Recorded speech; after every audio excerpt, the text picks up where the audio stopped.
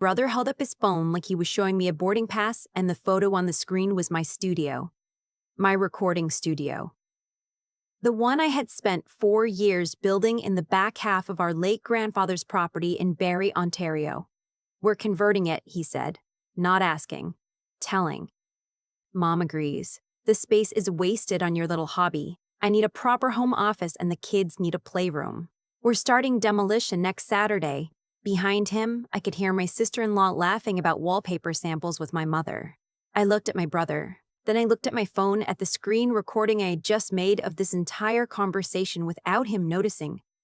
"Okay," I said, and I hung up. To understand why I didn't scream, why I didn't drive the 2 hours from Toronto to Barrie that night to padlock the door myself. You have to understand how my family has worked for as long as I can remember. I am 31 years old. For most of those years, I have been the one who solves things. My brother is 3 years older than me, which in our family's logic means he gets to make decisions and I get to clean up after them. He dropped out of his business program at Lakehead and my parents quietly redirected the tuition money they had already saved for my own education.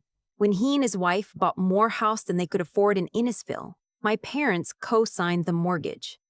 When the variable rate doubled and they couldn't cover the payments, my mother called me. "It's just until they get back on their feet," she said. "You're so responsible. You'll figure it out." I always did.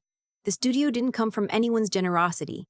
It came from 6 years of session work, from driving through ice storms to record voiceover spots at 5 a.m., from weekends spent sound editing corporate training videos while my friends were at their cottages. I negotiated the use of the back structure on my grandfather's land before he passed, formalized it with the estate, paid to have it properly insulated, wired with a dedicated electrical panel and acoustically treated. I installed the soundproofing myself, panel by panel, on my days off from the post-production house where I worked full-time.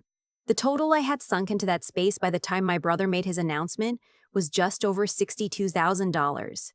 He had contributed zero. His wife had never set foot in it.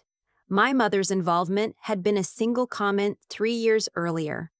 "It's a lot of money to spend on music, sweetheart." What my brother wanted wasn't a home office. He and his wife had been talking about leaving their Innisfil house for months, quietly floating the idea that they might temporarily move on to the family property while the real estate market settled. The studio was the only structure on that land with a finished interior, heated, drywalled, running water in the utility corner. It was the easiest conversion imaginable, provided you didn't care that someone else had built it and paid for it and used it every single week to run a business. That was the part they had decided not to think about. I sat in my car in the parking garage under my Toronto apartment building for a long time after that call. I had my laptop open on the passenger seat because I had been about to drive to a session when he called. I was supposed to be recording a podcast client in 90 minutes. Instead, I sat in the concrete dark and thought about what my mentor used to say about negotiation. She had grown up in Winnipeg and learned to argue from a father who was a labor arbitrator. She told me once that the worst thing you can do in a dispute is react before the other side is fully committed. "Let them put everything on the table," she said. "Let them spend all their chips, then you move." My brother had just put everything on the table. He thought I had surrendered. I opened a new document and started typing. The property my grandfather owned had passed into a family trust when he died. I was named in that trust. My brother was named in that trust. My parents were the trustees. The studio structure itself sat on a portion of the land that the trust document described as improved by the sole effort and capital investment of my name, and granted me exclusive use rights for a period not less than 15 years from the date of completion of improvements. I had made sure of that wording before I spent a single dollar. My grandfather's lawyer had drafted it. I had a signed, registered copy in a fireproof box in my closet. My brother did not know this clause existed. My parents, I suspected, had forgotten. They had signed a great many documents in the months after my grandfather's death, and they were grieving and overwhelmed, and I had been the one organizing the paperwork. This was the thing my brother did not understand about me. He thought I was the responsible one because I was compliant. He confused the two things. I was organized because I had learned early that no one in my family would protect my interests if I didn't. Every agreement I'd ever made with this family was documented. Every transfer of money I'd ever made to cover my brother's debts had a paper trail. I was not going to let 4 years of work disappear because my brother had decided that his children needed a playroom. But if I sent him that trust clause tonight, he would regroup. He would call a lawyer. He would find a workaround or pressure my parents into amending the trust. My mother would cry. My father would do that thing where he pretended to be neutral while quietly doing whatever kept the peace, which always meant doing whatever my brother wanted. So I didn't send him anything. Instead, I called my own lawyer. She had helped me with the studio paperwork 4 years ago, and I had kept her on retainer for my freelance contracts. I told her what had happened. She was quiet for a moment, and then she said, "Don't interfere. Let me know the moment they touch anything." "They said next Saturday," I told her. "Then we have a week," she said. "Let me draft something." What she drafted was not a cease and desist. That would have tipped them off. What she drafted was a formal notice to the estate trustee, my parents, advising them that any alteration to the improved structure on the property without the written consent of the exclusive use rights holder would constitute a breach of the trust agreement and trigger a personal liability clause that my grandfather's original lawyer had included as standard. The trustees, my parents, would be personally responsible for the cost of restoring the structure to its prior state, plus any business losses I could document during the period of disruption. She sent it registered mail to my parents' address on Wednesday morning. My mother called me Wednesday afternoon. "What is this letter?" she said. Her voice was doing the thing it does when she has been crying but is pretending she hasn't. "It's a legal notice," I said. "About the studio. Your brother is just trying to find a solution for his family." "I know," I said, "and I want to help, but not like this." "Jennifer," she started. "Mom," I said, and I said her name the way I have learned to say it when I need her to actually hear me. Quietly, not angry, just clear. "I have $62,000 in that structure. I have clients who book it 2 months in advance. I have a business.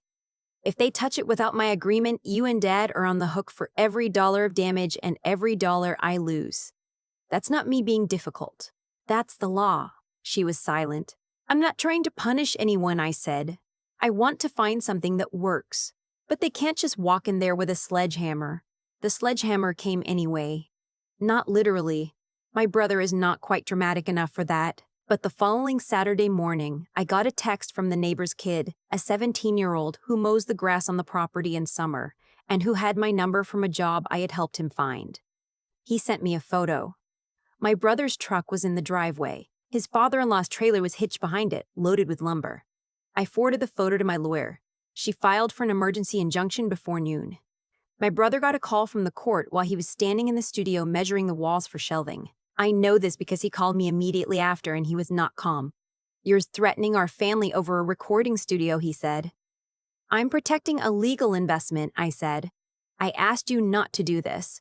Mom and Dad own that property. The trust owns the property. I own the improvements. There's a difference. Your lawyer will explain it." "I don't have a lawyer." "Then you should get one before you do anything else," I said. I mean that genuinely, not as a threat, as advice. He hung up. The injunction held. He couldn't touch anything until the matter was heard and the hearing was set for 6 weeks out. My brother spent those 6 weeks being furious at me in the family group chat. My mother sent me long messages about how hurtful it was to bring lawyers into a family matter.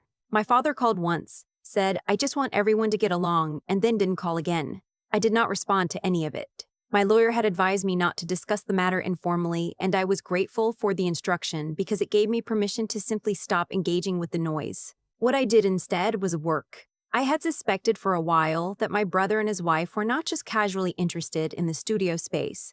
They were, I had come to believe, in serious financial trouble. The Innisful house had been listed quietly, not publicly but through an agent, the way people do when they're trying to sell without their neighbors knowing. I had a friend who worked in real estate in that area. She confirmed it. They were underwater on the mortgage and had been for over a year. This mattered because it changed the nature of the fight. My brother didn't want a home office. He wanted to stop paying rent. He wanted to move his family onto a property he didn't own, into a space someone else had built, and call it a family decision so that I couldn't say no without being the villain. This was not a renovation project. This was a housing crisis being redirected onto me. Once I understood that, I knew what I was actually dealing with. And I knew that the injunction alone wasn't enough. Even if I won at the hearing, my family would find another way to pressure me. My brother would find another angle. My mother would find another way to frame my legal rights as selfishness. I needed them to solve their actual problem themselves, or to fail at it so visibly that my involvement became irrelevant. The hearing date was a Thursday. My lawyer met me outside the courthouse at 8 in the morning. She had a calm, unhurried quality that I had always appreciated. She told me the night before that she expected the trust clause to hold. The wording was unambiguous. My grandfather's original lawyer was old school and meticulous. She said we'd be done by lunch. My brother arrived with a lawyer he had hired the week before, a junior associate from a general practice firm in Barrie. He looked prepared, but not confident. Across the hallway, my brother would not look at me. My sister-in-law had come too. She sat next to my mother on a bench outside the hearing room, and the two of them had their heads together. My father sat a few feet away, looking at his phone. The hearing took 90 minutes. The trust clause was unambiguous. The judge noted that the exclusive use rights had been registered, that the investment was documented, that the notice to trustees had been properly served, and that the respondents, my brother and, as trustees, my parents had proceeded with attempted alterations despite receiving that notice. The injunction was made permanent. The studio structure could not be altered, occupied, or repurposed without my written consent for the duration of the exclusive use period. My brother's lawyer said something about equitable interests. The judge was not moved. We filed out into the hallway. My brother was standing by the window. When I walked past him, he said quietly, not to me exactly, but loud enough that I could hear, "I hope you're proud of yourself." I stopped. I turned around. I thought about all the things I could have said, about the $62,000, about the variable rate mortgage I had helped cover, about the tuition money that should have been mine, about every time my mother had called me to say his name and a number and an implicit request. I said, "I hope you find something that works for your family. I mean that." And I walked out. The story didn't end in the courthouse. My brother and his wife did eventually sell the Innisfil house. They moved into a rental in Barrie, close to my parents, which I think was the plan all along. They wanted proximity and they wanted subsidy. And once they couldn't have the studio, they found another way to arrange both. My parents helped with the rental deposit. Of course they did. But something had shifted. My mother called me about 2 months after the hearing. Not about my brother, about something else entirely. A furnace issue at the Barrie property, a repair bill, a question about the estate trust. We talked for almost an hour. It was the longest conversation we had had in years that wasn't about managing a crisis.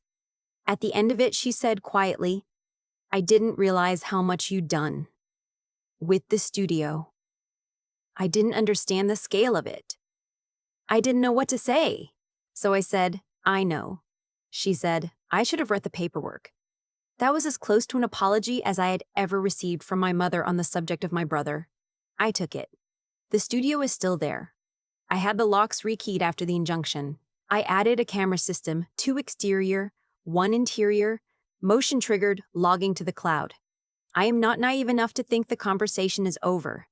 But last month, I signed my first licensing deal. A production company in Vancouver wants to use my studio catalog, ambient recordings, custom tracks, session work for a documentary series. The advance was significant, enough to finally pay off the last of the equipment loans I had taken out in year 2. My assistant. She started as a client, and I brought her on part-time 6 months ago. Pulled the first payment confirmation and said, "This is what it was all for." I didn't answer right away. I was standing in the middle of the studio, the one I had built panel by panel in someone else's backyard, the one my brother had stood in with a measuring tape and seen only square footage. I pressed my hand flat against the wall. The acoustic foam was warm from the morning light coming through the skylight I had installed myself. I thought about every early Saturday, every detour, every time my mother had called with her voice doing that thing. Then I walked to my workstation, put on my web station, put on my headphones, and got back to work. I don't need them to understand what I built. I just needed to keep building it.